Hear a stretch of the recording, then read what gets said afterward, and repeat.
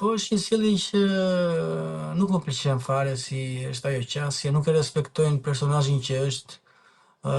Nuk më pëlqejnë ofendimet, se ne mund të debatojmë, po gjithmonë mund të bëjmë debate konstruktive pa ofenduar tjetrin, pa e lënduar deri në atë pikë sa ajo ta ndjej. Dhe duket te ofendimet që janë bërë që sado ajo është një njerëz shumë i fortë, ka kaluar shumë në jetë, po prap e vuan, edhe duket te impakti kur i bëhen këto lloj ofendimesh që janë shumë të tepruara, shumë të egzageruara.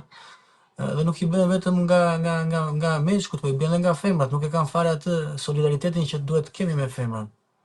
Dhe shpresoj që ajo kur të dal nga shtëpia ta vazhdoj këtë miqësi që krijova me të, sepse unë i kam premtuar që kur të dal do t'i shoh edhe partnerin që ajo ka, sepse ai ka gjithmonë nevojë për fizioterapi, për trajtime dhe unë ja kam thënë Llafin që kur të dal do ta vizitoj dhe do t'i jap ato trajtimet e nevojshme që ai ka, që gjithmonë janë të vazhdueshme.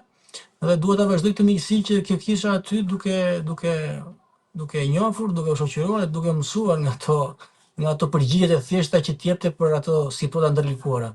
Sepse fundja kjo është moza.